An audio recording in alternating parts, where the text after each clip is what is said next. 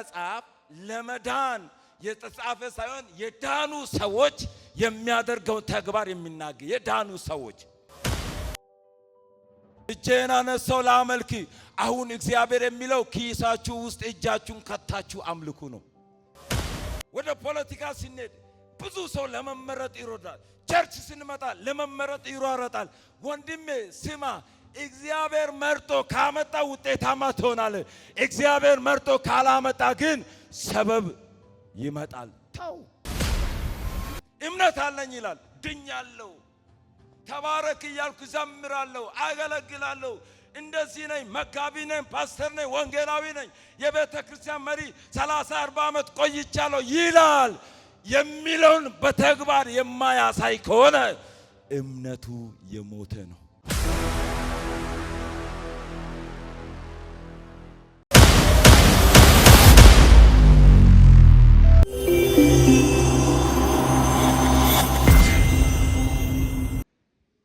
የእግዚአብሔር ስም የተባረከ ይሁን። ከኔ በፊት ያገለገሉትን ሁሉንም እግዚአብሔር ይባርካችሁ ለማለት ወዳለሁ። ዛሬ ባለፈው ሳምንት የቀጠልነው የጀመርነውን ትምህርታችንን እንቀጥላለን።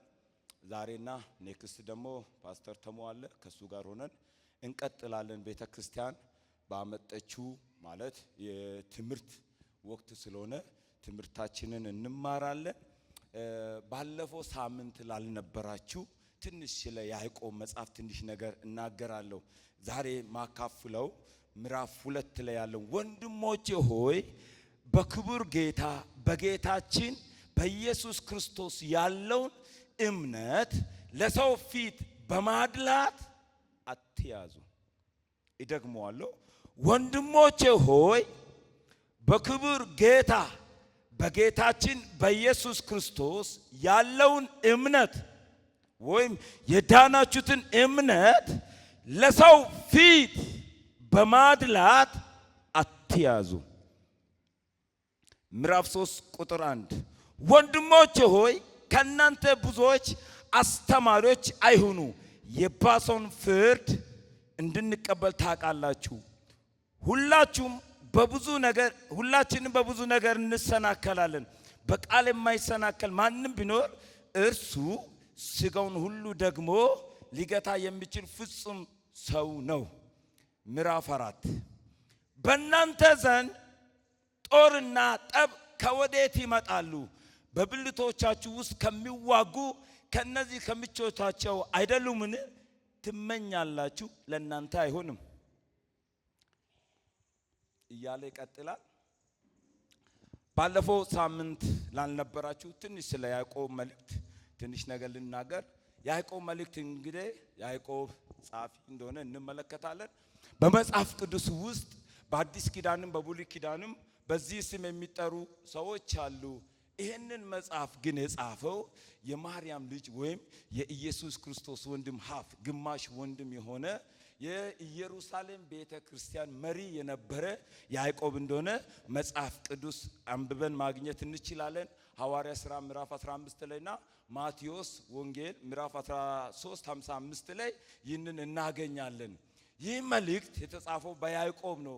ከሁሉ ከአዲስ ኪዳን መጽሐፍቶች በመጀመሪያ የተጻፈ ቢሆንም ይህን መጽሐፉን የሚያዋቅሩ ሰዎች በመጨረሻ እንዲሆን አድርጎ አዋቅሮታል። ይሄ መጽሐፍ ደግሞ ከ40 ዓመት እስከ 45 ዓመተ ዓለም አካባቢ እንደተጻፈ ይነገራል። ይሄን ባለፈው ላልነበራችሁ ሰዎች ነው። ትንሽ ይሄንን ካልያዝን ያዕቆብ ማን ነው ከየት መጣ የሚለው ነገር እንዳይመጣ ነው። ወቅቱ አይሁዳውያን በመከራ ምክንያት ተበትኖ በነበሩ ጊዜ ነው። አይሁዳውያን ያዕቆብ አይሁዳዊ ነው። ስለዚህ ለክርስቲያን ወንድሞች እንደጻፈ እንመለከታለን። ይህንን ነገር እንዴት እንዳገኘን መጽሐፍ ቅዱስ በዚህ መጽሐፍ ላይ በያዕቆብ መልእክት ውስጥ ላይ ከ13 ጊዜ በላይ ወንድሞቼ ሆይ ያለ ይናገራል። ይህ ምንን ያመለክታል? አይሁዳውያን ክርስቲያኖች እንደሆኑ ለተበተኑ አይሁዳውያን ክርስቲያኖች እንደሆነ ይናገራል። ያሉበት ሁኔታ የሚኖሩበት አካባቢ ምንድነው? ከፍልስጤም ውጪ የሆኑ በሜዲትራኒያን በዚያ ዘመን በሜዲትራኒያን አካባቢ ለሚኖሩ ቅዱሳን አይሁዳውያን እንደጻፈ ይነገራል። ዓላማው ምንድነው? የተጻፈበት ዓላማው ምንድነው? በዚያ ጊዜ በማህበራዊና በመንፈሳዊ ግጭት ውስጥ ነበሩ። ምን ውስጥ? ግጭት ውስጥ፣ ማህበራዊም መንፈሳዊም ግጭት ውስጥ ነበሩ። ለነሱ ይጽፋል። ወንድሞቼ ግጭቱን አሳያቸዋለሁ የት እንዳለ። ሌላ ደግሞ ብዙዎች በዓለማዊ ህይወት ይኖሩ ነበር። አይሁዳዊ ናቸው፣ አማኝ ናቸው፣ ግን በዓለማዊ ህይወት ይኖራሉ። ህይወታቸው አስቸጋሪ ነበር። የት እንዳለ እንመለከታለን። ሌላው ያዕቆብ ይህንን መልእክት የጻፈበት ምክንያት ምንድነው? ከስህተታቸው በማረም ችግሮቻቸውን በመተው ወደ እውነተኛ የእግዚአብሔርን ጥበብ ማግኘት እንዳለባቸው ይናገራል። በመከራቸው በስደት ውስጥ ያሉ አማኞችን ለማበረታታት ባለፈው ወንድማችን አልዓዛር እንደተናገረ እርግጠኛ ነኝ። መከራ አለባችሁ።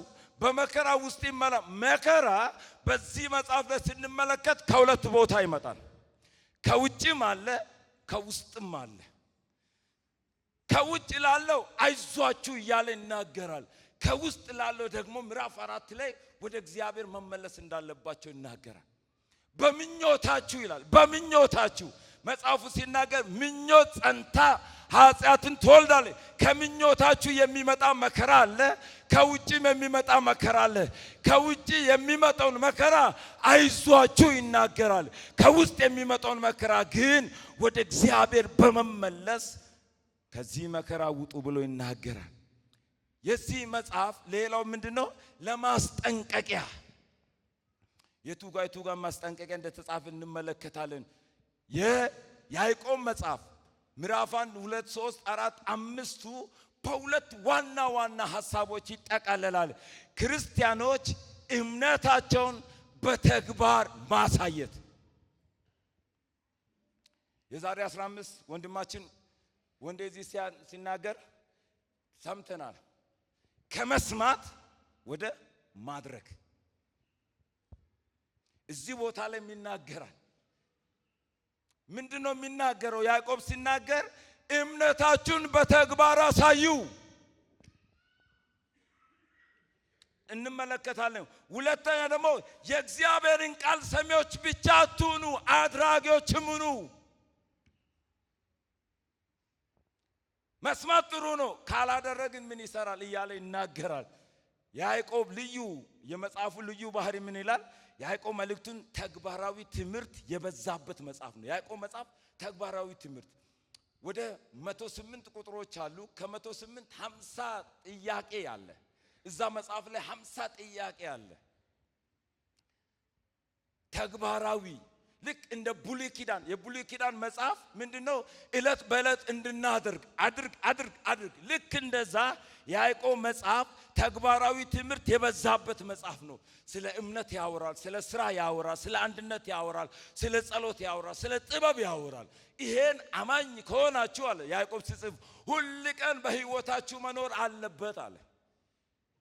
ሁል ቀን መኖር አለበት፣ ያለዛ አይሰራም እያለ ይናገራል። ያዕቆብ መልእክት ቅድም ተናግሬያለሁ። እንደ ብሉይ ኪዳን መጽሐፍ በዕለታዊ ሁኔታዎች ተግባሪ በማድረግ የሚታወቅ መጽሐፍ ነው። ተግባራዊ አድርጉ እያለ ይናገራል። ታዲያ ይሄ ያዕቆብ መጽሐፍ ከኢየሱስ የተራራ ስብከት በተለይ ማቴዎስ ምዕራፍ 5 6 7 የተራራው ስብከት አንድ ነው ከዚህ መጽሐፍ ጋር። ተራራ ስብከት ላይ እንደዚህ ሁኑ ብሎ የተናገረው እዚህ መጽሐፍ ላይም ያለው ያንን ነው የሚናገረው። ከተራራው ስብከት ወይም ከኢየሱስ ትምህርት ጋር አንድ እንደሆነ ይናገራል። ከክርስቲያን ሕይወት የሚጠበቅ ስነ ምግባርን ያቀርባል። ከክርስቲያን ሕይወት ክርስቲያን ነኝ ካለ ምን ማድረግ አለብህ የሚለው ነገር ያቀርባል። ይሄ መጽሐፍ ለመዳን የተጻፈ ሳይሆን የዳኑ ሰዎች የሚያደርገውን ተግባር የሚናገር የዳኑ ሰዎች። ስለዚህ ይሄን ባለፈው ሳምንት ላልነበራችሁ ሰዎች ነው የተናገርኩ። ዛሬ የምንማረው ምን ይላል? እውነተኛ እምነት በሕይወት ሲገለጥ ምን ይመስላል? ይሄንን ቃል ከኔ ጋር እንድትሉ ፈልጋለሁ። እውነተኛ እምነት በሉ፣ እንደገና በሉ፣ እውነተኛ እምነት በሉ። በሕይወት ሲገለጥ ምን አይነት ባህሪ አለው? ከስብከቴ በኋላ ትመልሳላችሁ። እንዲህ ይላል ምዕራፍ 2 ላይ ወንድሞቼ ሆይ በክቡር ጌታ በጌታችን በኢየሱስ ክርስቶስ ያለውን እምነት ለሰው ፊት በማድላት አትያዙ ይላል። ይሄን መጽሐፍ እናንተ አንብቡ። እዚህ መጽሐፍ ላይ ሁለት ነገር ይናገራል። በዚህ ምዕራፍ ላይ አንድ ባለጠጋ ወይም ወርቅ የለበሰ ወይም የሚያምር ሰው ወደ እናንተ ጉባኤ ሲመጣና ሌላ ደግሞ ደከም ያለ አለባበሱ የሚያስጠላ ሰው ወደ እናንተ ቢመጣ ይላል። እንደዚህ ይላል ቢመጣ ይላል እድፍ ልብስ የለበሰውን ድሃ ሰው ደግሞ ቢገባ የጌጥ ልብስ የለበሰውን ተመልክታችሁ አንተስ በዚያ በመልካም ስፍራ ተቀመጥ ብትሉ ድሃውን አንተ ወደዚያ ቁም ወይም ከእግሬ መረገጫ በታች ተቀመጥ ብትሉ ራሳችሁ መለያታችሁ አይደለምን? ክፉ ሐሳብ ያላችሁ ይላል። ካለቀ ትምህርቱ ካለቀ ያልቃል። ካላለቀ ግን ለመጨረስ ብዬ አልቾክልም። ፓስተር ተሙ ከዚህ ይቀጥላል። እንደዚህ ነው የሚለው እዩ እውነተኛ እምነት ህይወት ያለው ሰው ባህሪው ምን ይመስላል? አያዳላም። ዛሬ እግዚአብሔር ይሞግተናል። ምን እዚህ ጋር እንደዚህ ይላል ወንድሞች ሆይ በክቡር ጌታ በጌታችን በኢየሱስ ክርስቶስ ያለውን እምነት የዳንከውን መዳን ለሰው ፊት በማድላት አትያዝ፣ አታዳላ።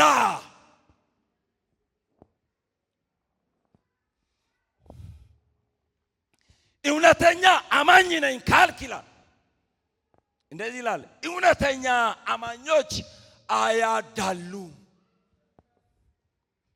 ምን አያደርጉም? ማዳላት ምንድን ነው? ማወዳደር። ሁሉ ቤት አለ፣ ሁሉ መስሪያ ቤት አለ፣ ሁሉ ቸርች አለ፣ በሁሉ ልብ አለ። ማወዳደር ኃጢአት ማይመስል ግን ኃጢአት የሆነ ምንድነው? ማድላት። በዓለም ደረጃ በዘርና በብሔር አድሎ አለ። በዓለም ደረጃ በሀብትና በስልጣን አድሎ አለ። በዓለም ደረጃ በጾታ አድሎ አለ። በዓለም ደረጃ በማህበራዊ አስተሳሰብ ትንሽ ላቅ ያለ አስተሳሰብ ያለው ሰው ትንሽ ደከም ያለው ሰው አለ። በዓለም ደረጃ በቤተ ክርስቲያን ደረጃ በጎሳ በቋንቋ በአካባቢ በመከፋፈል አድሎ አለ አድሎ ሀብታሞችን ከድሃ በመለየት በቤተ ክርስቲያን ውስጥ እሱ ብቻ አይደለም፣ በአገልግሎት ሹመትም አድሎ አለ። በቤተ ክርስቲያን ውስጥ በመንፈሳዊ ብቃት ሳይኖራቸው በዝምድና በወዳጅነት በገንዘብ አድሎ አለ። 2:9 እንደዚህ ይላል 2:9 እንደዚህ ይላል መልካም እንደዚህ ይላል ነገር ግን መጻፍ ባልንጀራን እንደ ራስህ ውደድ እንደሚል የንጉሥን ሕግ ብትፈጽም መልካም ታደርጋላችሁ። ለሰው ፊት ግን ብታደሉ ኃጢአት ትሰራላችሁ። ብዙዎቻችን ኃጢአት ብለን የምናስበው ዝሙት፣ መስረቅ ምናምን፣ ማድላትም ኃጢአት ነው። ሰውን ከሰው ማወዳደርም ኃጢአት ነው። መጽሐፉ ነው የሚለው። ምንድነው የሚለው?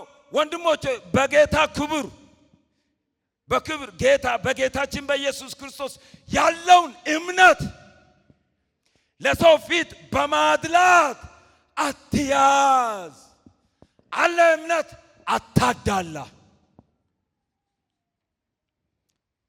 ሐዋርያ ሥራ ምዕራፍ 10 ላይ ይናገራል። 30 አንብቡ ቤት የምትፈልጉ ሰዎች ካላችሁ ይህንን የባለፈውንም ትምህርት ይህንንም ቀጥሎ ፓስተር ተሙ የሚያቀርበውን ሶስቱንም ለምእመን መስጠት ይቻላል፣ መውሰድ ትችላላችሁ። እንደዚህ ነው ብሎ ገላትያ 3:28 ላይም ስለ ማድላት ይናገራል። ይህ አድሎ በዓለም ደረጃ ግጭትን ያመጣል። በዓለም ደረጃ ምን ያመጣል?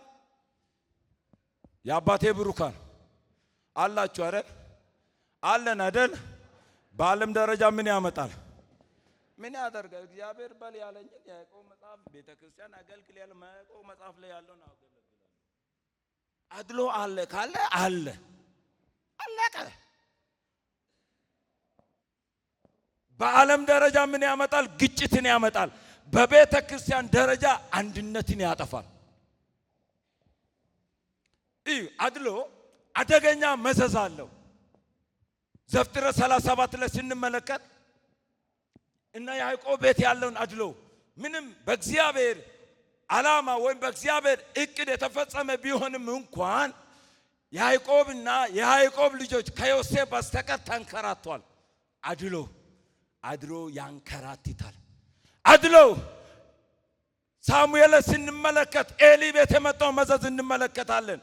ኤሊ ሌሎች ኃጢአትን ሲሰሩ በድንጋይ ያስወግራል። የሱ ልጅ ግን ሲሰሩ ዝም አለ። እግዚአብሔር መጣና ከእኔ ይልቅ ልጆችን ስለምን ሰመ? አድሎ ቃል ኪዳንን ያስፈርሳል። ተያዙ አድሎ በሉ። ፍቃደኛ የሆነ ሰው ያዝ። አድሎ በሉ፣ ኪዳን በሉ። ያስፈርሳል። አድሎ መዘዝ ያመጣል። አያችሁ፣ አንብቡ። አንደኛ ሳሙኤል ምዕራፍ 2 3 4 አንብቡ። ኤሊ እሱ ቤት በዛ ዘመን ኃጢአት የሰራ ሰው በድንጋይ ይወገራል። የሱ ልጆች ግን ዝሙት ሲያደርጉ ከሴቶች ጋር እንዴት ያደርጉ ለጌታ መጣው እየሰማ ልጆች ይተው ይላል። እግዚአብሔር ሰማና መጣ። ከኔ ይልቅ ልጆችን ስለምን አከበርክ? የአድሎ ውጤት መዘዙ ከባድ ነው። አድሎ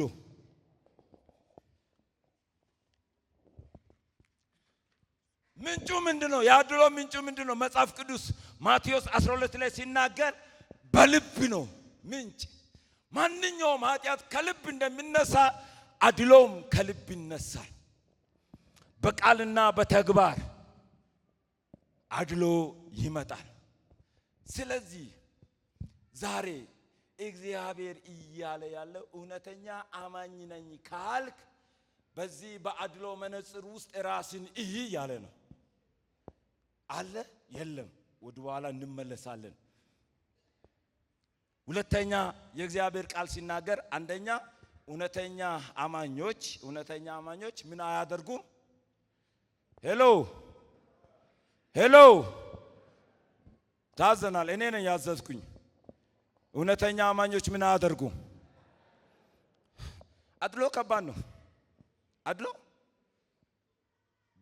ትዳርን ያፈርሳል። አድሎ ያለበት መስሪያ ቤት ውጤታማ አይሆንም። አንድ መስሪያ ቤት ሁለት ባለስልጣን ነበሩ ይባላል። አንደኛው ለሰራተኞች በተሳካ ቁጥር ይቀናል።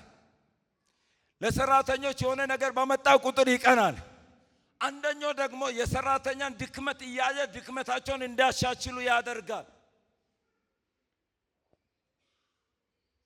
ያ ሰውየው ያ የሆነበት ምክንያት ምንድነው ሲባል በውስጡ ምን ስላለ ነው? አድሎ ነገርኩኝ እኮ ኪዳን ያስፈርሳል። ትንቢት ተነግሮላል። አድሎ የምታደርግ ከሆነ የትም አትሄድም። አድሎ እውነተኛ አማኞች አያዳሉም። አድሎ አያደርጉም። ቤታቸው ላይ አድሎ አያደርጉም። ስራ ቦታ አድሎ አያደርጉም። እውነተኛ አማኞች ምንድነው? ሁለተኛው ሐሳብ ደግሞ ሲናገር ምዕራፍ 2 ቁጥር 14 ላይ የእግዚአብሔር ቃል ሲናገር 2:14 ላይ እንደዚህ ይላል፣ ወንድሞቼ ሆይ እምነት አለኝ የሚል ስራ ግን የሌለው ሰው ቢኖር እርሱ ምን ይጠቅመዋል? እምነቱስ ሊያድነው ይችላልን? ወንድም ወይም እህቱን ራቁታቸውን ቢሆኑ የዕለት ምግባቸውን ቢያጡ ከናንተ አንዱ እያለ ይቀጥላል። እምነት አለኝ ይላል፣ ድኛለሁ፣ ተባረክ እያልኩ ዘምራለሁ፣ አገለግላለሁ፣ እንደዚህ ነኝ፣ መጋቢ ነኝ፣ ፓስተር ነኝ፣ ወንጌላዊ ነኝ፣ የቤተ ክርስቲያን መሪ 30-40 ዓመት ቆይቻለሁ ይላል። የሚለውን በተግባር የማያሳይ ከሆነ እምነቱ የሞተ ነው። ምንድነው ሁለተኛ ሐሳብ? እውነተኛ አማኞች በተግባራቸው የእምነታቸውን እውነተኝነት ያሳያሉ። ሁለተኛ በተግባራቸው የእምነታቸውን እውነተኝነት ያሳያሉ። ተግባር ምንድነው? ድርጊት ነው። ተግባር ምንድነው? ስራ ነው።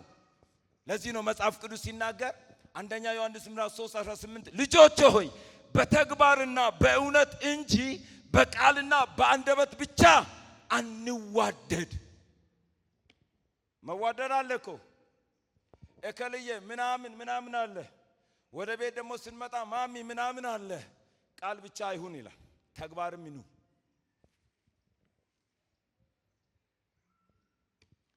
ተግባርም ይኑ። ይህንን ሲናገር መጽሐፍ ቅዱስ ሲናገር ምዕራፍ አንድ ላይ ሲናገር ተግባር የሌለው እምነት ምን እንደሆነ ላሳያችሁ።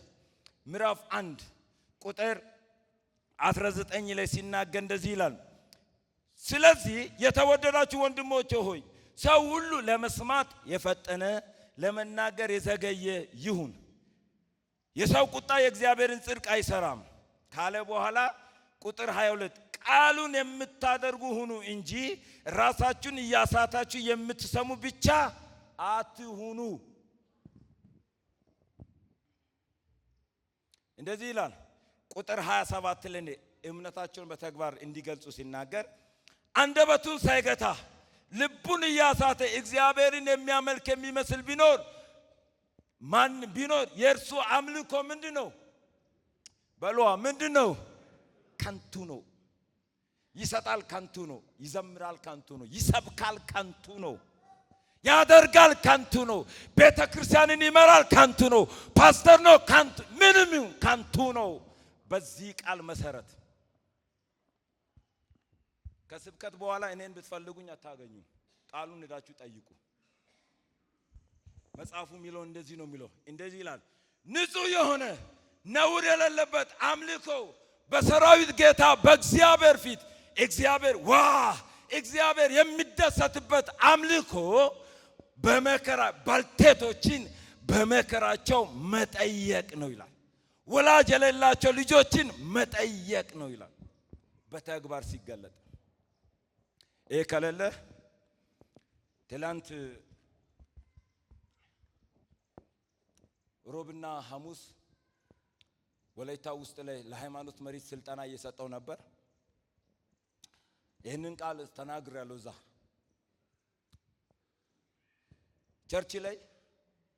ቸርች ላይ ሰዎች አልኩኝ። እዛ የተናገርኩት ቸርች ላይ ሰዎች ለማምለክ ችግር የለም፣ ለመዘመር ችግር የለም፣ ልብስ አውጥተው እንደዚህ ለማድረግ ችግር የለም። ቸርች ላይ ሁሉ ነገር ቸርች ላይ ስለ መስጠት ሲሰበክና ስለ ድሃ ሲሰበክ ሁሉም ሰው አይምሮን ቢዚ ያደርጋል። እንዲህ ሲያመልክ የነበረው ከኔ ጋር እዚህ ለሚማሩ ልጆች ሁሉ ቀን እነግራለሁ። እዚህ መድኃኔዓለም ብንሄድ በዚህ ሳለ ከ40 ከ50 በላይ አሉ። ስላሴ ብንሄድ ከ40 ከ50 መስጊድ ምናምን ብንሄድ እኛ ጋር 10 15 ነው የሚመጣው። ለምን? እኛ ምን እንላለን? ሰው ሲለምን ምን እንላለን? እኔ አዝዣለሁ ምን እንላለን? እግዚአብሔር ከሰማይ ወርዶ ነው የሚሰጠው አንተ ካልሰጠ።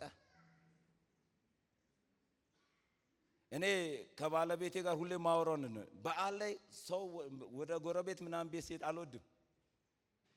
አሁን ክርስትና ውስጥ ያለው ልከክልኝ ጋብዘኝ ጋብዛለሁ መጽሐፍ ቅዱስ ማያዘው ለሌላው ሰው እንድናደርግ ነው። አንሰጥም፣ አስራት አንሰጥም፣ ደሆን አንረዳም፣ የለኝም በማለት መንፈስ ብቻንም የእርሱ አምልኮ ከንቱ ነው ይላል። ትዘምራለህ እኮ እንደዚህ ላብ ልታወጣ ትችላለህ። ሚዛን አይደፋም።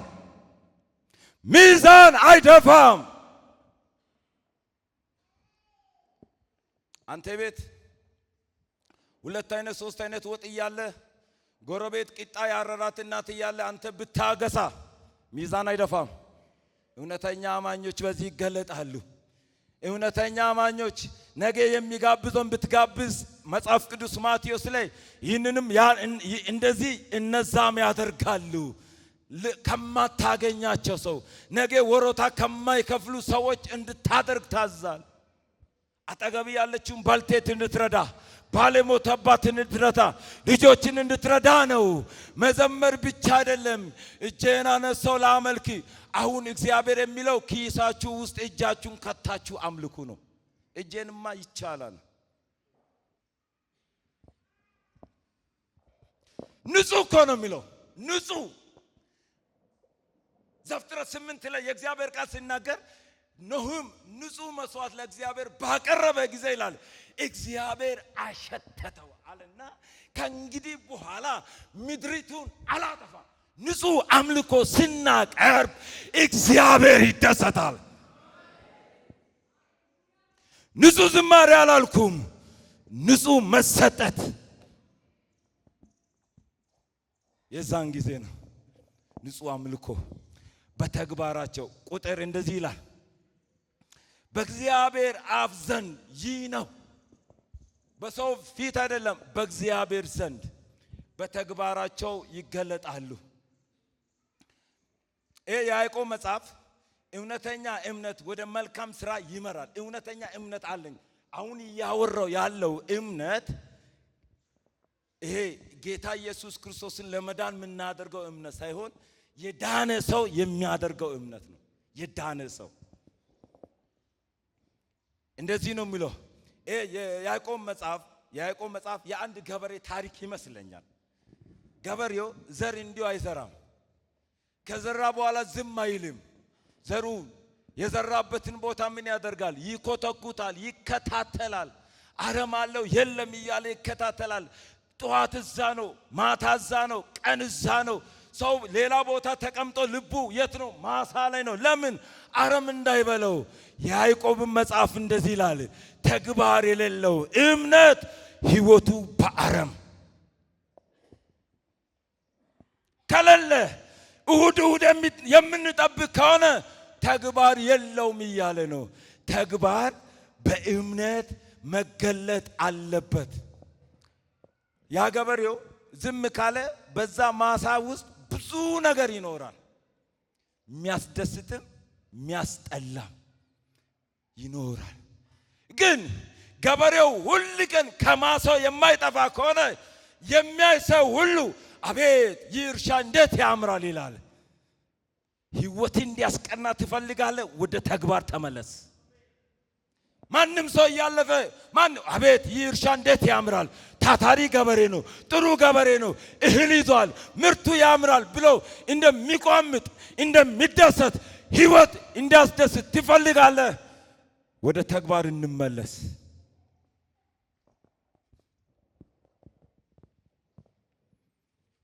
ያንን ነው የሚናገረው።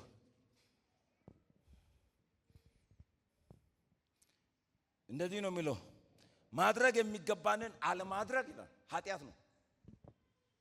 ማድረግ የሚገባንን አለማድረግ ኃጢአት ነው። ቅድምም ብያለሁ። አድሎ ምንድን ነው? ሄሎ አድሎ ምንድን ነው? እሺ እናንተ ጋር ኃጢአት አይደለም፣ መጽሐፍ ቅዱስ ኃጢአት ነው እያለ ነው። ችግር የለም፣ መጽሐፍ ቅዱስ ኃጢአት እያለ ነው። አድሎ ምንድን ነው? ኃጢአት ነው። ማድረግ የሚገባን አለማድረግም ኃጢአት ነው። እያለቅ አለመስጠት ኃጢአት ነው። አጠገብ ያለው የሆነ የወደቀ ሰው እያየ ዝም ብለ ነገ እንደዚህ ሆነ ሲባል ከምታወራ ገንዘብ አድርገው። ያንን ይናገራል። መጽሐፉ ነው የሚናገረው። መጽሐፉ ነው የሚናገረው። እውነተኛ እምነት በሕይወት ሲገለጥ ምን አይነት ባህሪ ያለው? ሁለተኛውም በተግባር የእምነታቸውን እውነተኝነት ምን ያደርጋሉ? ምን ያደርጋሉ? ያሳያሉ። በመስጠት ያሳያሉ። በማድረግ ያሳያሉ። የሚመጣውን ሁሉ እግዚአብሔር ይስጥ ብሎ አይሸኝም። ለሚሰራ አላልኩም፣ መስራት ለማይችለው ቸርች ውስጥ ላለው፣ ውጪ ላለው፣ ጎረቤት ላለው። ጠዋት አንተ ቤት ላይ አንድ ቅልጥም ከበለህ እዛ ቤት ሄደህ የምትበላውን ብትተው ተግባር ነው። ያለን ስጥ ነው የሚለው መጽሐፍ ቅዱሱ ነው የሚለው። አሁን ትሄዳለህ ትባረካለህ አለ። አሁን ግን ስጥ ነው የሚለው። አጠገብ ያለውን ሰው ይህ ነው የሚለው። በተግባር ይገለጥ። እጄን አነሳው ላመልክ የምትለውን ትተህ እጅን ክተትና አውጣ ነው የሚለው። ንጹህ የሆነ አምልኮ ይሄ ነው። ንጹህ የሆነ ሚስተር ኤክስ አደባባይ ላይ ሚስተር ዋይ የሆነ ቦታ ከሚያዘጋጀው ኮንፈረንስ ይልቅ ማንም የማያውቃትን አንድ ባልቴት ሄደህ እናቴ ምንድነው ችግርሽ ብለህ መጠየቅ በእግዚአብሔር ዘንድ ንጹህ የሆነ አምልኮ ይሄ ነው።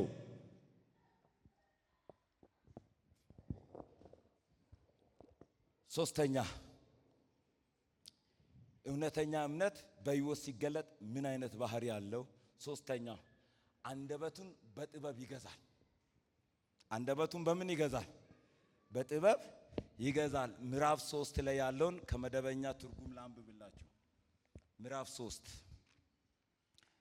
3 ላይ ከመደበኛ ትርጉም ላይ ላንብብላችሁ። መጽሐፍ ቅዱስ ምን ይላል? እግዚአብሔር ወደ እውነት ይመልሰን። ግድ የለም ይመልሰን። ግድ የለም ይመልሰን። ትሄዳለህ ትባረካለህ፣ ችግር የለም እሱም አለ፣ ግን ይመልሰን። እንደዚህ ይላል 3 ላይ ወንድሞቼ ሆይ ከናንተ ብዙዎች አስተማሪዎች አይሁኑ፣ ምክንያቱም እኛ አስተማሪዎች የሆንን የባሰ ፍርድ እንደምንቀበል ታውቃላችሁ እያለ ይቀጥልና ቁጥር 3 ላይ እንደዚህ ይላል። ምዕራፍ ቁጥር 3 ላይ 2 ላይ እንደዚህ ይላል ሁላችንም በብዙ ነገር እንሰናከላለን። በንግግሩ የማይሰናከል ማንም ሰው ቢኖር እርሱ ሰውነቱን ሁሉ መቆጣጠር የሚችል ፍጹም ሰው ነው። ፈረስ እንዲታዘዝልን ልጓም በአፉ ውስጥ ስናስገባ መላ ሰውነቱን መምራት እንችላለን እያለ ይናገራል። እውነተኛ እምነት በሕይወት ሲገለጥ ምን አይነት ባህሪ አለው? አንደበቱን በጥበብ ይቆጣል። አንደበት ምንድን ነው? አንደበት ማለት ምላስ አይደለም። ብዙ ጊዜ ሰዎች ምላስ ይላሉ። አንደበት ማለት ንግግር ነው። በምላሳችን የምናወራት ንግግር ነው። አንደበት ምንድን ነው? ይህን ልናገር። አንደበት ምንድን ነው? ሰው ነገርን ወይም ቃልን የሚናገርበት መናገሪያ ምላስ፣ ላንቃ፣ ትናጋ፣ ከንፈርን የሚያጠቃልል የመናገር ክፍል ነው ይላል ያዕቆብ ምዕራፍ 2 ቁጥር 12 ላይ እንደዚህ ይላል። ምዕራፍ 2 ቁጥር 12 ላይ እንደዚህ ይላል። 12 ላይ እንደዚህ ይላል። ምዕራፍ 2 ቁጥር በነጻነት ሕግ ፍርድ ይቀበል ዘንድ እንዳላችሁ ይላል። ሰዎች እንዲሁም ተናገሩ እንዲሁም አድርጉ። ምሕረት ለማድረግ ምሕረት የሌለበት ፍርድ ይሆናልና ምሕረትም በፍርድ ላይ ይመካል ይላል። ምን ለማለት ፈልገው ነው? እዚህ ላይ ሲናገር የእግዚአብሔር ቃል ሲናገር ምዕራፍ 1 ላይ 19 ላይ ከምን አንድ ሰው ይላል ሲናገር ለመስማት የፈጠነ ከዛስ ለመናገር የዘገየ ይሁን ይላል። ያው ብዙዎቻችን እናውቃለን። ማውራት ቀላል ነው። ምላስ ከባድ ነው። ምላስ ምንድን ነው? አንተ ዝም ብትል መጽሐፉ ራሱ ምን ይላል? በምላስ ላይ ሞት አለበት ይላል። አንተ ዝም ብትል ምንድነው? እዚህ መጽሐፍ ላይ ሲናገር 1:19 ላይ ያዕቆብ 1:19 ላይ እንደዚህ ይላል። ያዕቆብ 1:19 ላይ ቅድም ተናግር ያለው 1:19 ላይ እንደዚህ ስለዚህ የተወደዳችሁ ወንድሞች ሰው ሁሉ ለመስማት የፈጠነ ከዛስ ለመናገር የዘገየ። እኔ ለተወሰነ ጊዜ በጣም ይቸገር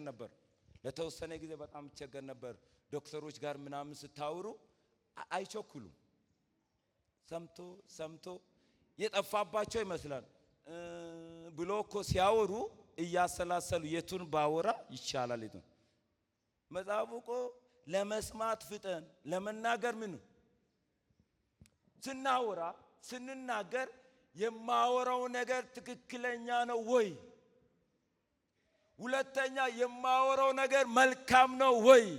ሶስተኛ የማወራው ነገር አሁን አስፈላጊ ነው ወይ ብለን አስበን እንድንናገር ነው። እንዲሁ አልተፈጠርንም። ሰማችሁ አይደል? የማወራው ነገር ትክክል ነው ወይ? መስማት ትችላለህ። ለማውራት ግን መጠንቀቅ አለብን። መልካም ነው ወይ? ደግሞ መሆን አስፈላጊ ነው ወይ? ለምንድን ነው ያዕቆብ ምዕራፍ 3 ቁጥር 1 ላይ አስተማሪዎቻችሁ ነው ያለ? በዚያ ዘመን አስተማሪ መሆን የሚፈልጉ ሰዎች አሉ። ለምን? ለመታየት ስለሚፈልጉ፣ ወይም ምንድነው ፊት መሆን ስለሚፈልጉ አይሁኑ አለ። ምክንያቱም እሱ የፈለገው አለ ያዕቆብ ሲናገር የፈለገው አስተማሪ ስለሆነ ሳይሆን አስተማሪ ለመሆን ፈልጎ ነው። ስለሆነና ፈልጎ ይለያያል። መጽሐፉ ሲናገር አስተማሪነትን እግዚአብሔር ይሰጣል። ወደኛ እናምጣ። ግልጽ ነው ማውራው። ወደ ፖለቲካ ሲነድ ብዙ ሰው ለመመረጥ ይሮዳል። ቸርች ስንመጣ ለመመረጥ ይሯሯጣል። ወንድሜ ስማ፣ እግዚአብሔር መርጦ ካመጣ ውጤታማ ትሆናለህ። እግዚአብሔር መርጦ ካላመጣ ግን ሰበብ ይመጣል። ተው፣ ያንን ነው የሚናገረው። አትሁን አለ። እግዚአብሔር መርጦ ካመጣ ይቻላል። በኋላ አይቻልም ከመድረክ ሰው መጠየቅ። ባይብሉን እንደላችሁ ጠይቁ። እንደዚህ ነው የሚለው። አስተማሪ ወይም መሪ ለመሆን ሁለት መስፈርቶች አሉ ከጌታ ተቀበሉ ልዩ ስጦታ። አንደኛ ኤፌሶን ምዕራፍ 4:7 ላይ አለ። ያው አንዳንዱ መጋቢ አንዳንዱ ምናምን የሚለውን አሁን ቃልዮት ያወደችን ያለው አይደለም፣ መጽሐፉ ላይ የሚለው ነው ያሉት። ምክንያቱም አስተማሪዎች ከጌታ ለቤተ ክርስቲያን የተሰጡ፣ ከጌታ ከተሰጠ እሰየው፣ ከጌታ ካልተሰጠ ወንድሜ እዛ አሁን ለሃይማኖት መሪ ስልጣና እየሰጠው ምንድነው ያልኩ? እግዚአብሔር ጠርቶ ከሆነ ውጤታማ ትሆናለህ ያልኩ። እግዚአብሔር ያልጠራ ከሆነ የመጣ ከሆነ ወንድሜ ሄደ ሌላ ስራ አልኩ። እዚህ እምላለሁ እግዚአብሔር ጠርቶ ከሆነ ውጤታማ ትሆናለህ። ስለሚከፈል ምናምን ሳይሆን የጠራ እግዚአብሔር ታማኝ ስለሆነ፣ ሽማግሌዎች እግዚአብሔር ጠርቶ ከሆነ ውጤታማ፣ እግዚአብሔር ሳይጠራ የመጣችሁ ከሆነ ብትተው ይሻላል። በኋላ የሆነ ነገር ቤት ከሚገባ ብትተው ይሻላል። እግዚአብሔር ጠርቶ ከሆነ እሰየው። ለምን? መጽሐፉ ሲናገር ስለ አንደበት ይናገራል። ያንን ሊናገር ፈልጎ ነው። እንደዚህ ይላል ምዕራፍ 4:1 ላይ ስለ አንደበት ይናገራል። እንደዚህ ይላል አስተማሪዎች ለመሆን ሲፈልጉ ለራሳቸው ክብርን ስለሚመኙ ምን አለባቸው? የባሰ ፍርድ አለባቸው። ማንም እንዳይመኝ ይላል፣ ፍርድ ስላለበት። ሁለተኛ ከጌታ ልዩ ጥሪ ወይም ሹመት ሊኖር ይገባል። መሪ ለመሆን፣ መጋቢ ለመሆን፣ አስተማሪ ለመሆን፣ ወንጌላዊ ለመሆን ከጌታ ጥሪ ሊኖር ይገባል። ሽማግሌ ለመሆን ከጌታ ጥሪ ሊኖር ይገባል። በተማርነው አይደለም፣ በጥሪ ነው። ያ ካልሆነ ያስከፍላል። ያንን ነው ጳውሎስ ሲናገር ማንም አስተማሪ አይሁን እያለ ይናገር። ይህንን ቃል ካለመረዳታችን የተነሳ ብዙ ጊዜ ሰዎች አስተማሪ አትሁን ተብያለሁ ይባላል። አስተማሪ አትሁን የተባልከው ጥሪ ካለ መሆን ትችላለህ፣ ካልሆንክ አትሁን ተብሏል። መጽሐፍ ሲናገር ስለ አንደበት እዚህ ጋር እንግዲህ አንድ ትንሽ ፍንጣሪ ዓመተ ምሕረቱን አላስታውስም። አንድ መጽሐፍ ሳነብ ነው ያገኘሁት። በአሜሪካን ትልቅ ጫካ በትንሽ ፍንጣሪ እሳት ምን ሆኗል? ጠፍቷል። ብዙ አራዊቶች እዛ ውስጥ ያሉ የአገሪቱ ብርቅዬ የሆኑ ነገሮች ጠፍቷል በትንሽ ፍንጣሪ እሳት። ልክ እንደዚሁ አንደበታችን ያልተገራ ጋር በሚናገርበት ጊዜ ብዙ ነገር ይጠፋል። ስለዚህ ለመናገር የዘገያችሁ ዛሬ እግዚአብሔር እንደዚህ እያለ ነው፣ ለመስማት ፍጠኑ። ለመናገር ምን እያለ? ለመናገር አንድ ሰው ካለ ይበቃል። ለመናገር ቀስ በል። ፈጠነ እንትና ፈጥኖ ጥሩ ሐሳብ ሰጠ ይስጥ፣ አንተ ግን ዝም በል። ወነ እኔ ይሄን ሐሳብ ዝም በል። የረጋ ምን ይወጣል ይባላል የአገሬ ሰዎች። ዝም በል። አገኘው ብለህ አታውራ። መጽሐፉ ነው የሚለው። አንደበታችንን ለማጥፋት ሳይሆን ለመገንባት፣ ለማጽናናት፣ ለመባረክ ሊውል ይገባል። ንግግራችን፣ አስተሳሰባችን። ሰይጣን የሰውነት ክፍሎቻችንን ሁሉን ይጠቀማል፣ ግን በጣም የሚጠቀመው ምላሳችን ነው።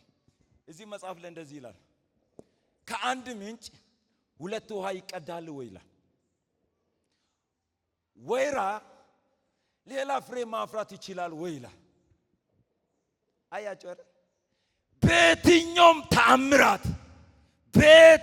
ተአምራት ይሄ ውሃ ሁለት አይነት ጣዕም አይኖረውም። ይሄ ተደፍቶ ሌላ መራራ ሊገባ ይችላል እንጂ ይሄ ውሃ ሁለት አይነት ጣፋጭና መራራ ሊሆን አይችልም። ጣፊውም ሲናገር ያዕቆብ እንደዚህ ነው፣ እግዚአብሔርን በምታመልከው አንደበት እጄን አነሳው ላመልክ ብለህ ባልከው አንደበት ወንድምን ትረግማለህ ወይ? ጥያቄ ነው። ግደለው ፍለጠው ትላለህ ወይ? አትደግ ትላለህ ወይ? እናቴ አባቴ በርሽ ይጨልም ትያለሽ ወይ? እንዴት ከአንድ ምላስ ላይ ሁለት ቃል ይወጣል እያለ ነው የሚሞግታቸው። አይሆንም። እየዘመሩ መርገም አይሆንም። በጌታ በኢየሱስም ደባል መንፈስ ይመታ። እንግዲህ እግዚአብሔር ይሄንን በዚህ ጊዜ እንድናወራ ከፈቀደ ደባሉን መንፈስ ይመታ ባትልም እርሱ በሚመታ መንገድ ይመታል። እዚህ ጋር እንደዚህ ነው የሚለው ምዕራፍ 3 ላይ ሲናገር እንደዚህ ይላል፣ አንደበት እሳት ነው። አንደበት በብልቶቻችን መካከል አመፀኛ ዓለም ነው። አመፀኛ ዓለም ነው ካለ በኋላ እንደዚህ ይላል እዚሁ መጽሐፍ ላይ ሲናገር፣ በምድር ላይ ያሉ አራዊቶች፣ በወንዝ ውስጥ ያሉ ሁሉም ነገር በሰው ይገራሉ፣ የሰው ምላስ ግን መግራት ከባድ ነው።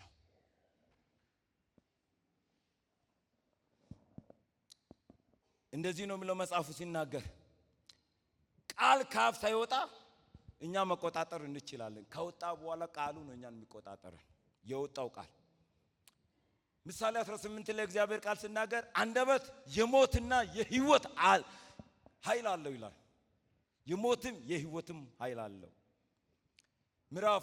ኤፌሶን ምዕራፍ 4:29 ላይ እንደ አስፈላጊነቱ ሌሎችን የሚያጽናናና ሰዎችን የሚጠቅም ቃል እንጂ የማይረፋ ቃል ካፋችሁ አይውጣ። ይሄን ቃል ዘለናል እንደ ኤፌሶንን በጣም አገልግለናል። እቺን ቃል ዘለናል እንደ ሌሎችን የሚያጽናና የሚያበረታ አንተን ሲያይ ዋ የሚል ቃል ይውጣ እንጂ የሚያፈርስ አትውጣ አትደግ የሚል ቃል ካፋችሁ አይውጣ። አንዳንዶቻችን ባሎች ሚስቶቻችሁን ምትረግሙ፣ ሚስቶች ባሎቻችሁን ልጆቻችሁን ምትረግሙ አለ። ባይኖር ይሄ ነገር ባይኖር በዚህን ጊዜ ይሄ ቃል እንዲሰበክ እግዚአብሔር አይፈቅድም ነበር። ስላለ ነው። የሰራዊት ጌታ እግዚአብሔር እንዲህ ይላል ብለን አናወራም አለ። ከአንድ ምንጭ ሁለት ውሃ አይቀዳም። ተያያዙ። ግድ የለም ከአንድ ምንጭ ሁለት ውሃ እንደማይቀዳ ታውቃለህ በሉ። ካንተ አንደበትም በሉ ሁለት ነገር እንዳይወጣ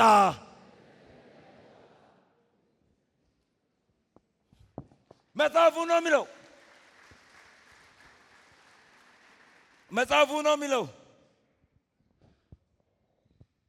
እንደ አስፈላጊነቱ ሌሎችን የሚያጽናና ሰዎችን የሚጠቅም ቃል እንጂ የማይረባ ቃል ከአፋችሁ አይውጣ። የማይረባ ቃል አንዳንድ ጊዜ እንናገራለን፣ አይውጣ ነው።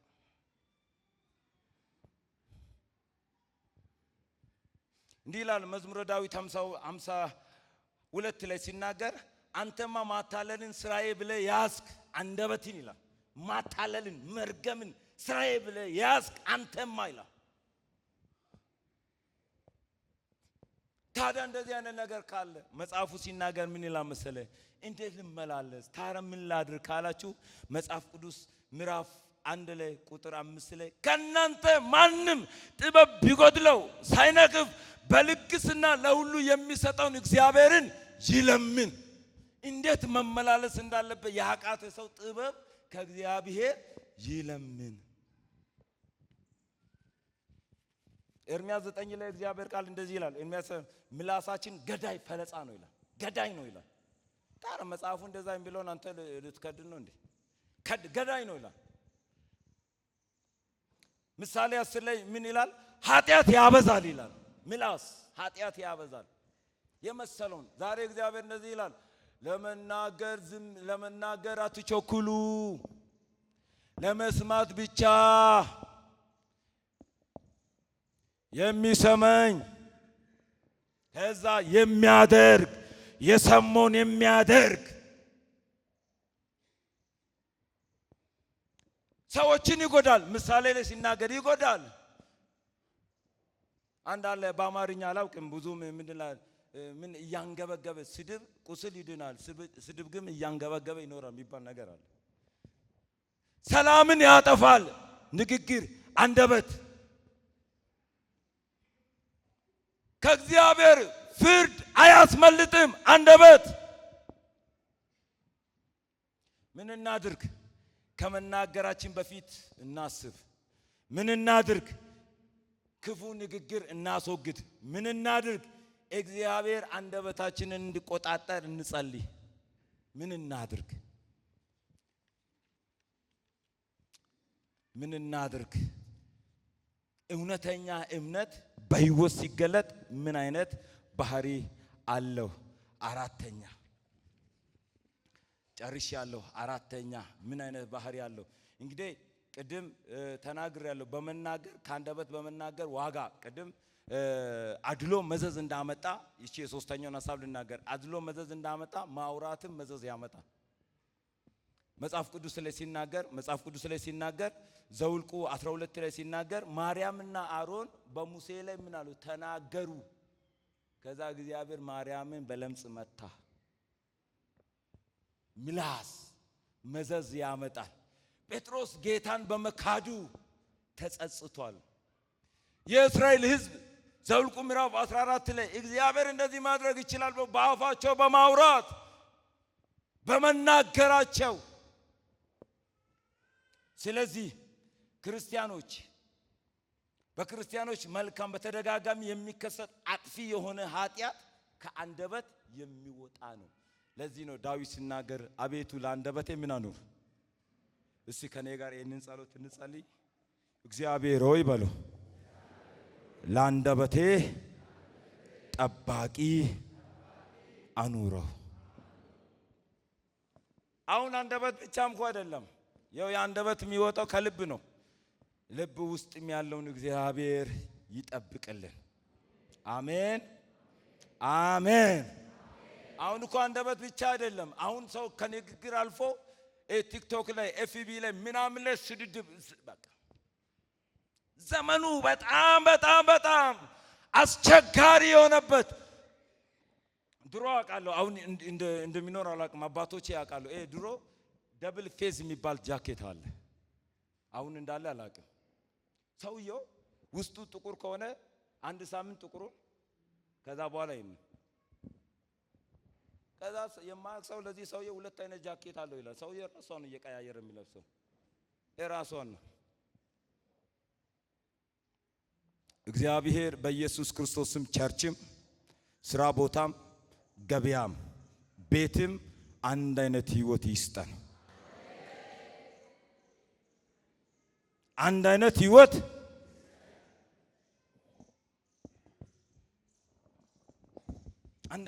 ይስጠን። መጨረሻ አራተኛና መጨረሻ እውነተኛ እምነት ያላቸው ሰዎች ምን አይነት ባህሪ ያለ አማኞች ከሌሎች ሰዎች ጋር ባለው ግንኙነት እውነተኛ ጥበብን ያሳያሉ ይላል። ምዕራፍ 3 ላይ እንደዚህ ይላል። ምዕራፍ 3 ቁጥር 13 ላይ የእግዚአብሔር ቃል እንደዚህ ይላል። ከናንተ ጥበበኛ ከእናንተ ጥበበኛና አስተዋይ ማን ነው? በመልካም አኗኗር ስራውን በጥበብ የዋን ያሳይ። መደበኛውን ትርጉም ልናገር፣ በጣም ደስ የሚል ነው። መደበኛው ትርጉም ላይ እንደዚህ ይላል። መደበኛ ትርጉም ምዕራፍ 3 ቁጥር 12 ላይ 13 ላይ እንደዚህ ይላል። ከእናንተ መካከል ጥበበኛና አስተዋይ የሆነ ሰው ማን ነው? ስራውን ከጥበብ በሆነ በመልካም አኗኗር ያሳይ። ነገር ግን መራራ ቅናትና ራስ ወዳድነት በልባችሁ ቢኖር ኩራት አይሰማችሁ፣ እውነትንም አትካዱ። እንደዚህ ያለችው ጥበብ ከላይ አይደለችም፣ ነገር ግን ከምድር ከሥጋ ከአጋንንት ነው። ምን አይነት ጥበብ? መራራ የሆነ ቅናት የሆነ ጥበብ እኮ አለው። እኔን ቢሰራ እሱ ውጤታማ ነው የሚያስብል ጥበብ አለው። ግን ውጤቱ ህውከት፣ ጥላቻ ከሆነ የዚህ ጥበብ ሶርሱ ምድር ነው። የዚህ ጥበብ ሶርሱ ሰው ነው። የዚህ ጥበብ ሶርሱ ከአጋንንት ነው። ሪፈር ያዕቆብ መልእክት ምዕራፍ 3 ቁጥር 17 ምንድን ነው ካላችሁ ከላይ ያልሆነ ጥበብ ውጤቱ እውከት አለበት፣ ሰላም የለም፣ ጥላቻ ነው፣ ንትርክ ነው። ትዳር ውስጥ ገበያ፣ ቢሮ ካለ ጥበብን ቆም ብለህ አስብ። ቆም ብለህ አስብ። የምታመጣው ነገር ሁሉ ቀን ንትርክ የሚፈጥር ከሆነ ቆም ብለህ አስብ። ቤት ባሎች የምታመጡ ነገር ከሚስት ጋር ንትርክ የሚያበዛ ከሆነ ቆም ብለህ አስብ። ልጆች ለወላጆቻችሁ የምትናገሩ ነገር ንትርክ የሚያመጣ ከሆነ ቆም ብለህ አስብ። ውጤቱ እውከት፣ ጥላቻ ነው። ምንጩ ከየት ነው? ከሰው ነው። ምንጩ ከየት ነው? ከምድር ነው። ምንጩ ከየት ነው? ከዲያብሎስ ነው ይላል። ይሄ እውከት ያለበት መራራ የሆነ ቅናት ያለበት ጥበብ ከሰይጣን ነው። ሪፈር ያዕቆብ መጽሐፍ ምዕራፍ 3 ቁጥር 17 ጥበብ ማለት እንግዲህ ከሰው ጋር ስናወራ ከሰው ጋር ስንገናኝ የሚያስፈልግ ነገር ነው። ጥበብ ማለት እውነትን ብቻ መያዝ ሳይሆን ያንን እውነት በትክክለኛ ህይወት መጠቀም ነው። በምን ህይወት? በትክክለኛ ህይወት፣ በትክክለኛ መንገድ መጠቀም ነው። ጥበብ እውቀት፣ ትክክለኛ ውሳኔ፣ ጥሩ ተግባር ነው። ጥበብ እውቀት፣ ትክክለኛ ውሳኔ እና ጥሩ ተግባር ነው። ጥበብ እውነትን ብቻ መያዝ ሳይሆን ያንን እውነት በትክክለኛ ቦታ መግለጥ ነው። ጥበብ እንደዚህ አይነት ጥበብ ያለበት ቦታ ውጤቱ ምንድነው? ሰላም አይኖርም። እንደዚህ አይነት ጥበብ ያለበት ቦታ ምን አለ? ጠብና ክርክር አለ። የት? ምዕራፍ 4 ቁጥር 1 በእናንተ ዘንድ ጦርነትና ጠብ ከወዴት መጣ? እኔ እንደዚህ ያለ ጻፊው ሲና ከወዴት መጣ? እዛ እኔ ብኖር ከውስጣችን መጣ። ለምን?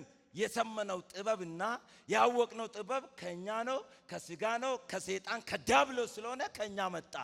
ጠብና ክርክር ከየት መጣ? ከውስጣችን መጣ። ጻፊ እኮ የሚናገረው ይሄን አለ። እናንተ ጋር ጠብና ክርክር ከየት መጣ ብላችሁ ከተናገራችሁ ጥበቡ ከላይ አይደለም ከምድራዊ ስለሆነ የምድራዊ ጥበብ አውትካሙ ወይም ውጤቱ ጠብ፣ ጦርነት፣ ክርክር፣ ንትርክ ነው። መጽሐፉ ነው የሚናገረው። 3 ላይ እንደዚህ ይላል፣ በብልቶቻችሁ ውስጥ ከሚዋጉ ከነዚህ ከምቾታችሁ አይደለምን? ከናንተ ውስጥ አይደሉም፣ ከናንተ ውስጥ ናቸው። ጠብ ሰይጣን አይደለም የዘራው አንተ ውስጥ ነው የሚለው። ለምን ሲባል የመጀመሪያ የተቀበልከው ጥበብ ከሰው ነው። ጥበብ ከምድር ነው፣ ጥበብ ከዲያብሎስ ነው። ስለዚህ የዚህ ውጤት ምንድነው? ጥላቻ ነው፣ ክርክር ነው። ቤት ውስጥ፣ መስሪያ ቦታ፣ ስራ ቦታ፣ ገበያ ቦታ፣ ቸርች ላይ፣ ህብረት ላይ፣ ኳይር ላይ፣ ሁሉ ቦታ ጠብ ካለ ቆም ብለን እናስብ። ጠቡ እንዲመታ ጾም ጸሎት ከማወጃችን በፊት ጠቡ ከየት መጣ? አንዳንድ ጊዜ በእውቀት መጸለይ ጥሩ ነው። ለዚህ ጠብ ጾም ጸሎት አውጀናል። ወንድሜ መጽሐፍ ቅዱስ የሚለው ጠቡ እኮ ከሌላ አይመጣም ውስጥ ምኞት አለ ያለ ነው እኮ ነው። እዚህ ምናልባት አሁን በሚቀጥለው 12ኞች ምናምን ሲፈተኑ ልንጸልይ እንችላለን። እኔ ማልወደው ጸሎት ነው። አንድ አለ 12ኛ ተፈታኞች በሙሉ ኑ ይጸልያል አይባልም። ያነበባችሁ የተጋችሁ ትጋት ላይ የነበራችሁ ኑ ነው። ልክ እንደዚሁ ጠብና ክርክር ይውጣ አይደለም። ጠቡ ከየት መጣ? ለምን መጣ? እንዴት ነው? ምንጩን ስታውቅ ታደርቃለህ። ያንን ነው የሚለው። ዋ ጌታ ሆይ ተባረክ። እንደዚህ ይላል መጽሐፍ ቅዱስ እዛው ቦታ ላይ ሲናገር ምዕራፍ 4 ላይ እንደዚህ ይላል ምዕራፍ 4 ላይ እንደዚህ ይላል ትጠላላላችሁ፣ ከዛስ ትለምናላችሁ። የሚጋጭ ነገር አይደል? ሰዎች እንዲህ ትባላላችሁ፣ ትቀርባላችሁ፣ ትጣላላችሁ፣ መስዋዕት ይዛችሁ ትጣላላችሁ፣ የጌታ እራት ታቀርባላችሁ። አልቀበለውም ነው እግዚአብሔር የሚለው። እንናገር እንጂ እንናገር። ጠቡን ቆም ብለህ አስብ። እግዚአብሔር እንዲቀበለው ምእመን እንዲበዛ ሳይሆን እግዚአብሔር እንዲቀበለው፣ ቆራቢ አባል እንዲበዛ ሳይሆን እግዚአብሔር እንዲቀበለው። ያንን ነው መጽሐፍ ቅዱስ የሚለው።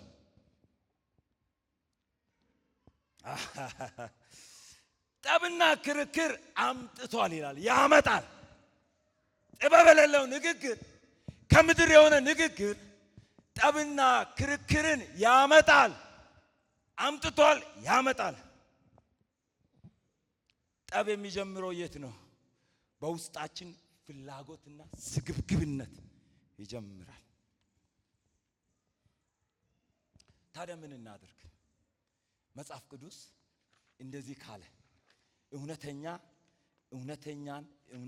እምነት በህይወት እንዲገለጥ አንደኛ እውነተኛ አማኞች አያዳሉም ካለ እያዳለው አለው። ምን ማድረግ አለብኝ? ቢሮ አዳላለሁ፣ ቸርች አዳላለሁ፣ ቤት አዳላለሁ፣ ልጆቼን ከልጆቼ አዳላለሁ፣ መስሪያ ቤት አዳላለሁ። እንደዚያ እሱ ብቻ አይደለም። እኔ ቤት ደሃና ሀብታም ሲመጣ አዳላለሁ አለ አይደል? አንዳንድ ጊዜ አሁን ባለፈው ሲሄድ አንድ መኪና ላይ የተቀመጥኩበት ወንበር ምን ይላል? ቪአይፒ ይላል። ቪአይፒ ሲመጣና ሌላው ሲመጣ ዋ እንላለን። የተማረ ሰው ስናገኝ አንተ ጋር እኮ ስደውል አጣው። ሌላው ደግሞ ደውሎ ማናናሳ ማዳላት ነው። አዋጅ ማዳላት ነው። የተማረውን ፈልገህ ታገኛለህ። ያ ፈልጎ ሲመጣ የማትሰማ ከሆነ ማዳላት ነው። ታዲያ ምን እናድርግ? ዘመደ ወፍራም ስታገኝ ትሮጣለህ። የታመመ ሰው አቅም ያለው ከሆነ ቤቱ 3-4 ትሄዳለህ። ደሃ ጋር ግን ለመሄድ ጊዜ የለም ትላለህ። ማዳላት ነው። አቅም ጥሩ የሆነ ሰው ስታገኝ ሄደ ዳጎስ አድርገህ ትጠይቃለህ። የሌለውን ስታገኝ ግን ለመምጣት እኮ ቢዚ ሆኜ ነው። ማዳላት ነው መጽሐፍ ቅዱስ የሚለው። ምን እናድርግ? ሁለተኛ ደግሞ በተግባራቸው የእምነታቸውን እውነት ያሳያሉ። አላሳየውም እስከ ዛሬ ምን ላድርግ? አንደበቴ ጥበብ ሳይሆን መርገም ነው፣ ይረግማል። አንዳንድ ሰዎች እኮ እየጸለዩም ይረግማሉ እኮ እየጸለዩ ይረግማሉ። ጌታ ማይሰማው ጠላት የሚሰማው ጸሎት ሁሉ ጌታ አይሰማም።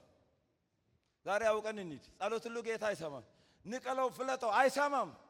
አንተ ንቀለው ብትል ኖሮ ተነቅሎ ይጠፋ ነበር። አንተ ንቀለው ስላልክም አይነቀልም፣ ፍለጠው ስላልክም አይፈረጥም። እግዚአብሔር የሚሰማውና ማይሰማው ጸሎት አለ። ተሰማው ችግር የለም። እግዚአብሔር የሚሰማውም ጸሎት አለ፣ ማይሰማውም ጸሎት አለ። እየረገምክ ብትጸልይ እግዚአብሔር አይሰማም። ይኸው እንግዲህ እድል ስለተሰጠኝና የእግዚአብሔር አፍ ስለሆነ ነው። እድል ስለተሰጠኝ ብቻ ሳይሆን የእግዚአብሔር አፍ ስለሆነ ነው መጽሐፍ ቅዱስ እያነበብክ ያለው። በኋላ ብትጠይቁኝ ራሱ ያዕቆብን ጠይቁ ነው የምለው። ያዕቆብን ጠይቁ ነው፣ እኔ ጋር እንዳትመጡ። በተግባራቸው እምነታቸውን እውነተኝነት ያሳያሉ። ምንድነው? ቅድም እንዳልኩ ቤትም ውጭም አንድ ናቸው። እድር ቦታም ቸርችም፣ ጸሎት ቦታም ገበያም፣ ጾም ጸሎት ቦታም ማንም በማይ ቦታ ህይወታቸው አንድ ነው። ሰው አይቶ ይሄ እኮ ይባላል። አያቸው ጴጥሮስ ምን አለ? አንተማ እሱ ሊክስ ፈልግ አንተ ውሎ ንግግር ውሎ ከሱ ጋር ያለ ይመስላል። ይሄ ነው። እኔ ለምንድን ነው ዮሴፍ ይሄን የሚመስል ትልቅ ኃጢአት አላደርግም ያለው? ሰውየው ሰዎችን ሳይሆን በጣም የሚያውቀው እግዚአብሔርን ነው። እግዚአብሔርን የሚያውቅ ሰው፣ እኔ የጌታ ነኝ የሚል ሰው መድረኩም ውጭም ለሱ አንድ ነው። የጌታ እራት ደርሷል፣ ሳምንት ተዘጋጅታችሁ ኑ አይሰራም። እንደ ያዕቆብ መልእክት ሁል ቀን አማኝ በዝግጅት ህይወት መኖር አለበት። ሁል ቀን ይሄንን ነው። ሄዳችሁ ጠይቁ። ጾም ጸሎት አለ። አንድ ጊዜ ፋሲካ ጾም ጸሎት እዚህ ዳቶ ለቅሶ ነበር። ለቅሶ እየሄድኩ ያለ አንዷ ትሳደባል። ስትሳደብ አንቺ ያለች በዛሬ ቀን እኮ ሰው አይሰደብም አለች። ያ ሰሞና ጠጋልኩና በነገስ ማለት ዛሬ ኢየሱስ የተሰቀለበት ቀን ሰው ወንድሜ እንደዚህ አይነት ክርስትና የለም። እንደዚህ ሁሉ ጊዜ ሰሚዎች ብቻ አትሁኑ፣ ማድረግም ምን እናድርግ? ሶስተኛ አንደበታችንን ለመቆጣጠር ምን እናድርግ? ከሌሎች አማኞች ጋር ላለን ህብረት ምን እናድርግ? መጽሐፉ ደስ የሚለው ምዕራፍ 4 ቁጥር ከ7 ጀምሮ መልስ ይሰጣል። ከ6 ጀምሮ መልስ ይሰጣል። ምዕራፍ 4 ከ6 ጀምሮ እንደዚህ ይላል። ታዲያ ምን እናድርግ? እንደዚህ ይላል መጽሐፍ ቅዱስ ሲናገር፣ እግዚአብሔር ትዕቢተኞችን ይቃወማል፣ ለትሑታን ግን ጸጋን ይሰጣል። እንግዲህ ለእግዚአብሔር ተገዙ። ምን እናድርግ? አንደኛ ራሳችሁን ለእግዚአብሔር አስገዙ። እውነተኛ ህይወት እንዲኖር ውጭም ውስጥም አንድ የሆነ ህይወት እንዲኖር ምን እናድርግ? ራሳችንን ለእግዚአብሔር እናስገዛ። ሁለተኛ ምን እናድርግ? ቁጥር 8 ላይ የእግዚአብሔር ቃል ሲናገር ዲያብሎስን ተቃወሙት ከእናንተም ይሸሻል፣ ወደ እግዚአብሔር ቅረቡ። ምን እናድርግ? ወደ እግዚአብሔር እንቅረብ። ለምን? ምዕራፍ 1 ቁጥር 5 ላይ ከእናንተ መካከል ይላል፣ ከእናንተ መካከል ጥበብ የጎደለው ሰው ቢኖር በልግስና ለሁሉ የሚሰጥ ወደ እግዚአብሔር ይለምን ይላል። ቅድም ስለ ምድራዊ ጥበብ ብቻ ነው ሶስተኛ ላይ ተናገርኩኝ። ስለ ሰማያዊ ፍቅርም ሲናገር እንደዚህ ይላል። ስለ ሰማያዊ ፍቅር ሲናገር የእግዚአብሔር ቃል ሲናገር እንደዚህ ይላል። ይህ ጥበብ ከላይ የሚወርድ አይደለም፣ ነገር ግን የምድር ነው፣ የሥጋ ነው፣ የአጋንንት ነው። ቅናት፣ አድመኝነት ባሉበት ስፍራ በዚያ ህውከት፣ ክፉ ስራ ሁሉ አሉና። ከዛስ እንደዚህ ይላል። ይሄ ምድራዊ ጥበብ ነው። ሰማያዊ ጥበብ ላይቱ ጥበብ ግን በመጀመሪያ ንጽሕት ናት፣ በኋላይቱም ታራቂ ናት፣ ገር ናት፣ እሺ ባይ ናት፣ ምሕረት አድራጊ ናት። ወንድሜ ስማ፣ ጥበብ እያለ ምሕረት የማታደርግ ከሆነ ራስን ቆም ብለህ አስብ። ቆም ብለህ አስብ። መጽሐፉን ጠይቅ። እንደዚህ ይላል። ገር እሺ ባይ ናት፣ ምሕረትና በጎ ፍሬ የሞላባት ነው፣ ጥርጥርና ግብዝነት የሌለባት። በጌታ በኢየሱስ ስም እግዚአብሔር ይህንን ጥበብ ይስጠን። እጃችሁን አንሱ። በጌታ በኢየሱስ ስም ምድራዊ የሆነ ጥበብ፣ ከአጋንንት የሆነ ጥበብ፣ ከሥጋ የሆነ ጥበብ፣ ከምድር የሆነ ጥበብ በጌታ በኢየሱስ ስም ድንኳን ተጠቅልሎ እንደሚነሳ ከነና ከዚህ ጉባኤ ላይ በኢየሱስ ስም ይነሳ።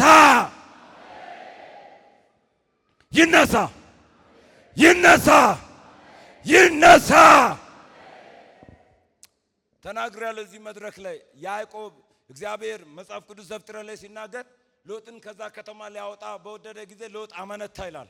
መላእክቶች እጁን ስቦ ከዚያ ከተማ ወጡ ይላል።